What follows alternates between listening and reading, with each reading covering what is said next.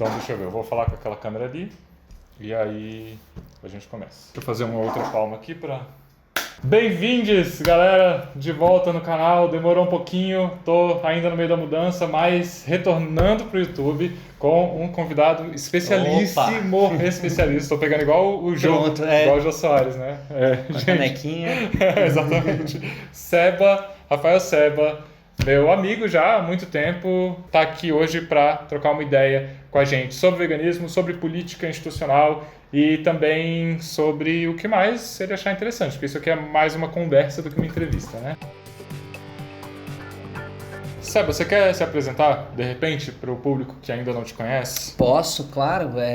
Primeiro agradecer, Vitor. A gente já tá para marcar esse papo, já tem muito... Eu posso dizer alguns anos até que a gente fala em se encontrar, nunca gravamos, né? Sim. Meu nome é Rafael Seba, sou aqui do Distrito Federal, sou um ativista já há algum tempo, apesar de ser novo, já tem uns 15 anos aí de militância em várias pautas: direito à cidade, direitos animais, direito à moradia por transporte público. E sou sociólogo de formação, estou terminando o mestrado agora em planejamento urbano lá na arquitetura e urbanismo na UNB. E trabalhei em alguns espaços institucionais, aí trabalhei na Casa Civil aqui no DF, na sede DF, mas o que eu tenho de melhor mesmo é a trajetória na rua de militância, né?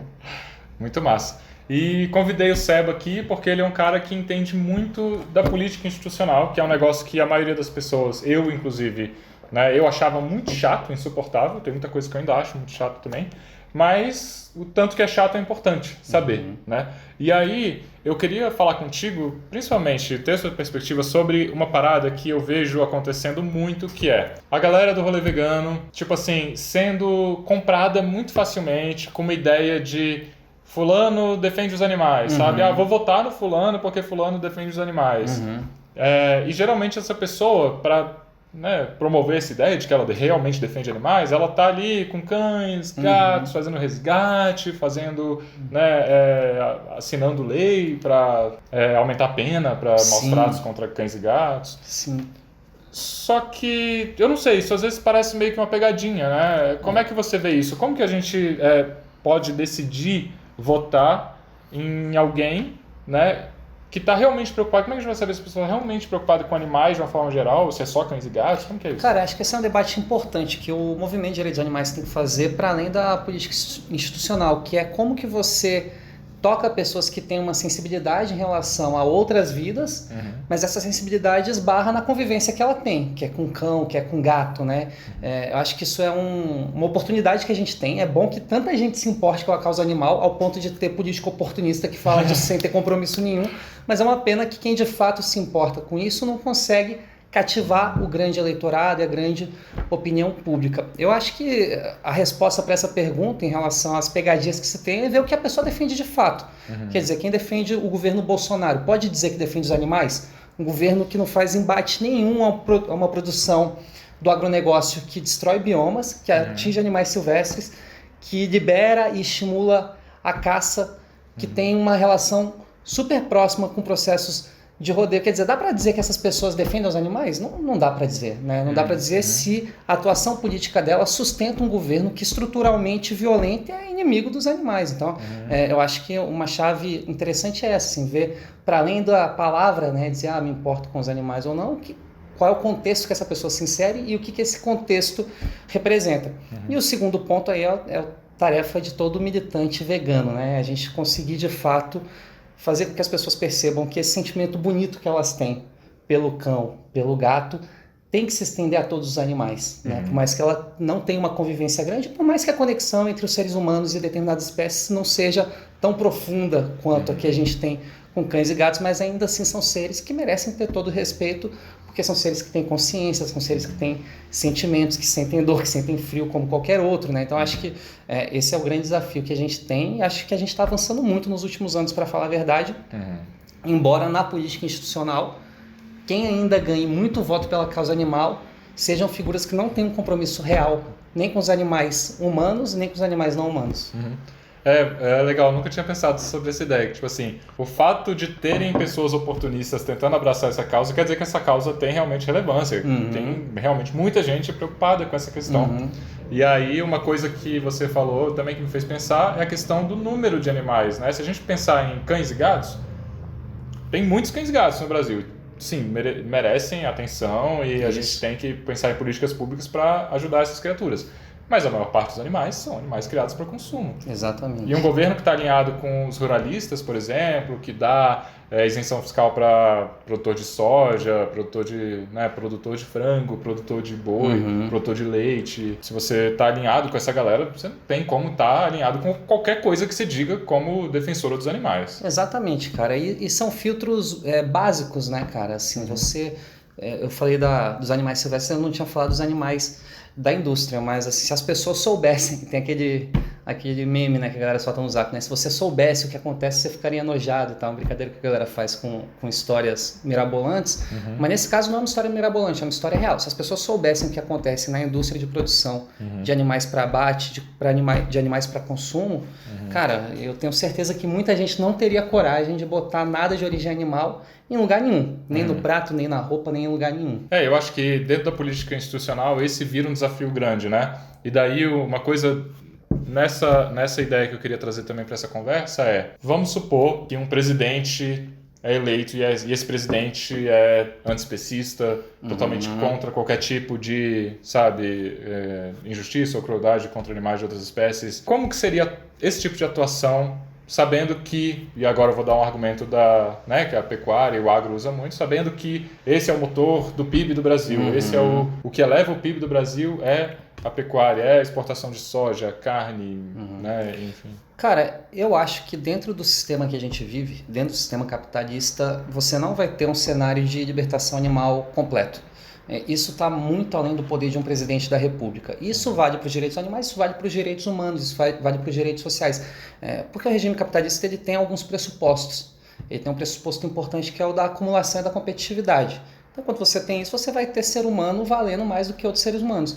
E ele tem um outro princípio também, que na sociologia tem um termo na escola de Frankfurt que é a razão instrumental, que é de instrumentalizar tudo que está ao seu redor.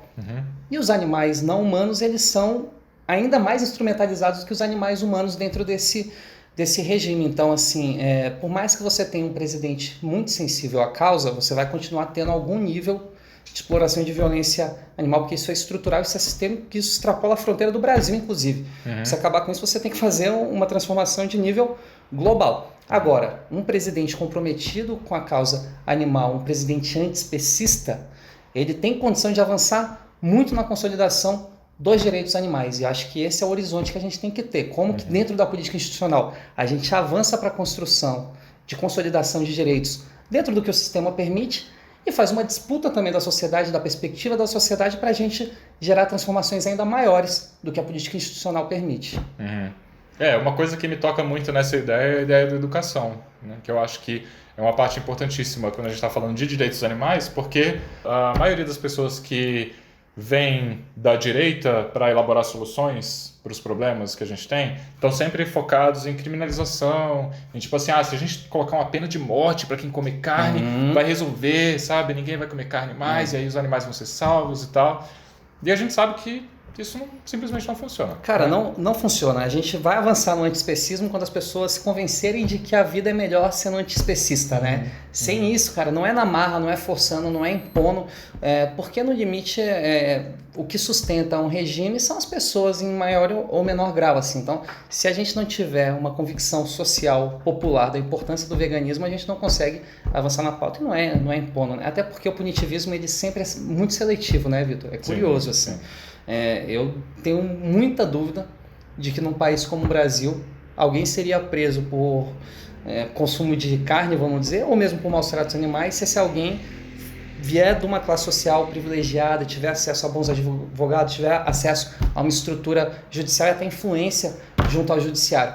Agora, eu tenho certeza que muita gente ia cair na prisão, pena de morte ou qualquer outra coisa por coisas pequenas ou até por nada, né, como acontece hoje.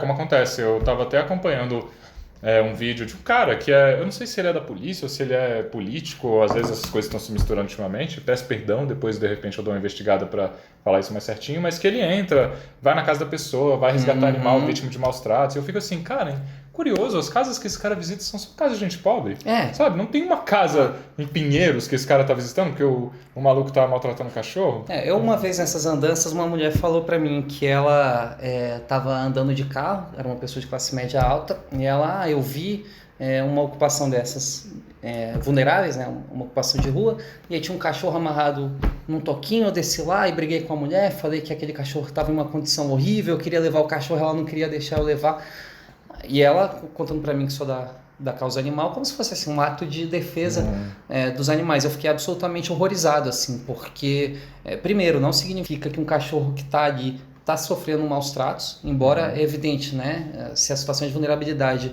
para os humanos, para os tutores, ela tende a ser também para os animais, mas ainda assim você se achar no direito de chegar, tomar aquele animal daquele contexto, como se aquelas pessoas fossem necessariamente ruins para aquele animal por estarem em uma situação de pobreza, isso é uma crueldade, isso é uma violência, né? Uma insensibilidade com a condição, inclusive, daquelas pessoas que estão ali também. E isso que você fala é muito sintomático disso, assim, né? Existe uma criminalização simbólica e cultural da pobreza no Brasil. Então, sempre que alguém está em uma situação de vulnerabilidade, a sociedade tende a culpabilizar aquela pessoa por tudo. Então, assim, não sabe criar o filho, não tem condições de tutelar um animal, não tem condição de cuidar da própria vida, é pobre porque não fez um planejamento familiar, é pobre porque teve muito filho, é pobre porque não sabe cuidar do dia. Quer dizer, é uma lógica liberal de colocar sobre o indivíduo o peso de consequências da sociedade, né? Isso vale para tudo, isso vale também para os direitos animais. E é sedutor, né? Assim, é sedutor porque você vê uma situação de vulnerabilidade, muita gente fala, não, realmente, isso não é uma situação adequada, mas no final das contas, o que está se debatendo ali é a condição do animal, é uma condição de classe. Né? O que está chamando a atenção ali, o que está gerando a revolta, o que está gerando um sentimento negativo é o quê? É uma condição de vulnerabilidade ou a condição dos animais? E eu acho que a condição de vulnerabilidade não uma revolta contra o sistema que gera isso, mas uma revolta contra aquele indivíduo mesmo que está ali, né? Total. Realmente. E voltando um pouquinho para a questão da política institucional, né? Seria maravilhoso se a gente tivesse opções né, de candidatos veganos em todas as áreas e para todos né, os cargos. Infelizmente não é assim que acontece. Aliás, considerando né, que as pessoas seriam alinhadas com o que a gente entende pelo veganismo, que é um veganismo que fala sobre animais humanos e não humanos. Mas assim, como que se eu estou interessado na defesa dos direitos animais, como que eu posso avaliar né, alguém que está se candidatando para saber se essa pessoa vai agir de uma maneira a melhorar a vida dos animais que a gente né, sabe que estão sendo explorados hoje. Como que eu vou avaliar isso? Porque se eu for avaliar só pela vida da pessoa, essa pessoa vai na churrascaria, então já não, sabe? Não. Como é que é possível de fazer isso, essa avaliação?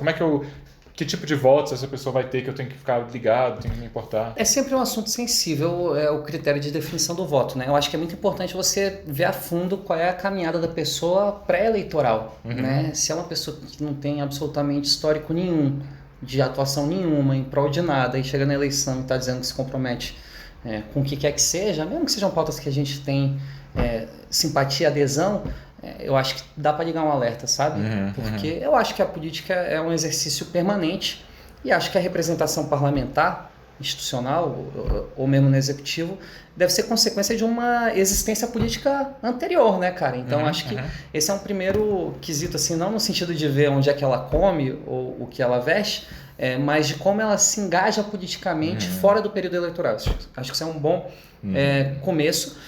E acho que também, sempre que for possível, tentar ter algum tipo de diálogo direto com o candidato ou com a candidata ou com o candidato que está ali se colocando, que você possa perguntar, né? Hoje em dia tem rede social, tem debates, tem outras oportunidades que você consegue ter um contato um pouco mais próximo para verificar. Nem sempre você vai obter retorno, né? O que eu já acho que é indicativo também, né? Acho que quem pretende representar um conjunto grande da sociedade ou a população como um todo tem que estar disponível para estar em contato a todo momento, né? Então acho que eu diria que são essas duas formas, sabe, Vitor? Acho que primeiro ver qual é o histórico daquela pessoa e segundo ir para uma abordagem direta, pesquisar os materiais, no material tá bem, aqui tá contemplando, eu acredito nisso, isso aqui me representa. Beleza, às vezes a gente precisa mandar mensagem perguntando. Pô, isso aqui é o oposto do que eu acredito. Essa pessoa ela é vegana, se diz vegana, mas ela está defendendo uma linha que é o oposto do que eu acredito. Não, então às vezes não precisa nem perguntar também. Agora, ficou em dúvida? Manda uma mensagem, troca uma ideia, vê o que aquela pessoa diz e procura ver dentro de um conjunto de opções quem mais te representa nesse contexto, nesse momento, nessa quadra histórica. E se ninguém representar em absolutamente aspecto nenhum, acho que tem duas coisas para fazer. Primeiro é fazer uma reflexão sobre a sua existência em sociedade, porque eu acho que uma pessoa que não se sente contemplada por absolutamente nada, nem ninguém, nem nenhum grupo, deve refletir sobre esse sentimento que ela tem, né, que é uma noção individual muito profunda. E se você perceber que não, isso não é só meu, tem uma coletividade que não se sente representada por nada disso, eu acho que tem que se organizar politicamente, montar movimento, entrar num partido, se colocar como candidato, candidata, candidate, cumprir um papel que é um vazio político que existe, né, dentro de um processo social que é limitado, que é o da democracia que a gente tem hoje, que é o melhor que a gente conseguiu produzir até hoje, mas ainda é muito limitado, né? Infelizmente eu já vi candidaturas de pessoas que, né, são veganas, mas que eu, assim, não tenho alinhamento. E aí, para mim é complicado. Às vezes eu preferiria, e aí que está uma contradição complicada, né? Eu preferiria votar numa pessoa que é especista, mas que vota contra a bancada ruralista, sabe? De uma pessoa que se diz vegana, mas está ali num pensamento mega liberal de privatização, sabe? Então é complicado pesar isso, mas é importante saber como que a pessoa se relaciona até dentro dos partidos mesmo, né? Se a pessoa está num partido, sabe, um partido lixo, Exato. Não vou ficar citando nomes aqui, mas se a pessoa está no partido lixo, eu acho que já exclui da possibilidade de voto. Até porque ela não vai fazer política sozinha, ela vai chegar lá, ela vai estar com uma bancada, ela vai ter uma liderança, ela vai ter um rumo a seguir, então ela vai estar sujeita também a um contexto político, e ela escolhe um partido por livre e espontânea vontade.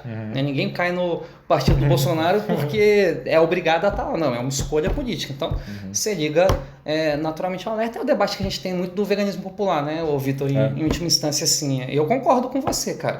Para mim, a pessoa às vezes fala que é vegana, só que ela faz é não comer nada de origem animal, ficar indo em restaurante que não tem nada de origem. Pô, isso daí não é veganismo, né? Isso é uma dieta, ok, e legal. Então, tomara que todo mundo adote essa dieta, mas quando a gente fala de um projeto político antiespecista, a gente espera mais do que isso, né, cara? E você falou muito bem. Às vezes não é pelo antiespecismo, mas a atuação política serve mais ao antiespecismo do que alguém que se diz vegano. Então, eu acho que é complexo, é contraditório, mas a política é contraditória mesmo, né? Mas eu acho que talvez esteja até mudando, que o Lula que estava falando muito de churrasco, carne, picanha, começou, né? Deu umas mancadas ali, mas começou a falar de... Inclusive, presidente Lula, vamos fazer um churrasco vegano aqui no DF. A gente prepara para você dialogar com o público vegano também. Caraca, eu vou fazer questão de estar na churrasqueira ali, assando os legumes e tal. E ó, eu mando bem no churrasquinho vegano. Aí sim, você tá vendo, presidente? Tá. Bom, eu sou pré-candidato aqui no DF a deputado federal pelo PSOL. Integro um grupo do PSOL que é a Revolução Solidária, é um grupo recente que surgiu muito em função da entrada de Guilherme Boulos, do MTST, no partido, mas é uma organização que hoje tem figuras que eu admiro muito e respeito muito no Brasil inteiro. Então tem Bela Gonçalves, tem Renata Souza, então tem quadros muito interessantes. O pessoal como um todo, né? Sou suspeito para falar, mas eu acho que é um partido em que você tem muita confiança de que você dê um voto no PSOL, vai entrar alguém que não vai te fazer passar vergonha, entendeu? Vai entrar alguém que vai estar defendendo os interesses populares, vai estar alguém que tem honestidade intelectual, né, que não vai estar se posicionando porque foi financiado por A ou por B.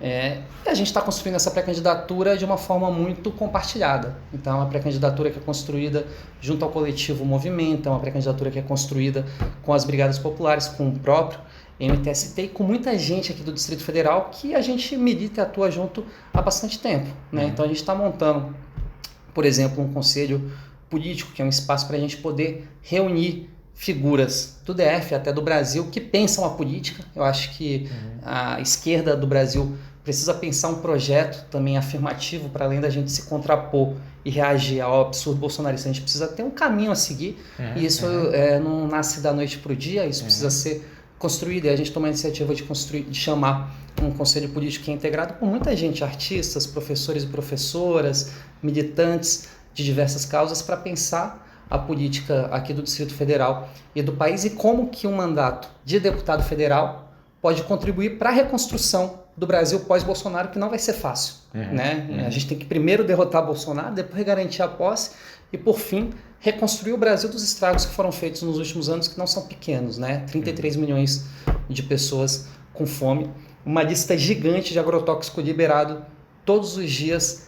A extrema-direita, autoritária e violenta, muito mais à vontade para se manifestar e dizer coisas que antes seriam inadmissíveis, né? O cara falava dentro de casa com vergonha. Hoje em dia eles saem bradando por aí a violência política em um nível muito alto. Então, tudo isso são desafios que, derrotando o Bolsonaro, eles continuam existindo. Sim, e a gente vai ter que fazer uma contratendência, e é para isso que eu me coloco também como pré-candidato a deputado federal, porque o Congresso Nacional é um espaço central pelo qual esses debates passam, né? Então, para a gente, dentro do Congresso Nacional, poder contribuir também com a reconstrução do país e, depois disso, com o avanço, né? Porque a gente não quer só reconstruir, porque era pouco, a gente quer ir além. Então, como que a gente consegue construir um novo momento do país e uma nova esquerda para o país também, né? Acho que o debate geracional é muito importante nisso também, Vitor. Quando a gente fala do veganismo, por exemplo, é uma causa que tem gente que milita e atua nisso há muito tempo, mas que a nossa geração, pela primeira vez, vê isso ganhar uma popularidade, uma expressão que é inédita. Então, assim, isso é um dos exemplos. Você tem outros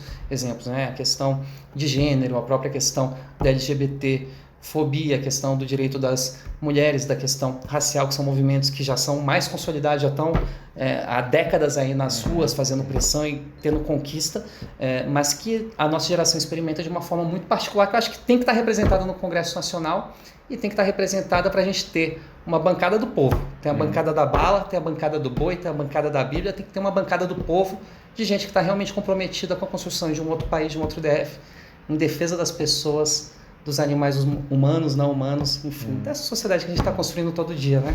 Massa demais, gente. Então, não sei se é novidade para alguém, mas eu estou 100% olhado para o pessoal, né? Quero construir também dentro do partido e convido todos que estão assistindo também a se aproximarem, conhecerem mais. E agradeço pra caramba o Seba. Eu que agradeço, meu amigo. Obrigado, Vitor. Tô com o Seba. Tamo junto. Tamo junto. Obrigado. E vamos nos envolver. Quem quiser, gente, manda uma mensagem no Instagram. A gente tá com o WhatsApp também, com os grupos. Link tudo aqui embaixo. Link tudo aqui embaixo. Aí a gente vai se encontrar presencialmente. Eu, o Vitor também, mais um monte de gente legal que tá construindo essa pré-candidatura de forma muito partilhada, muito potente.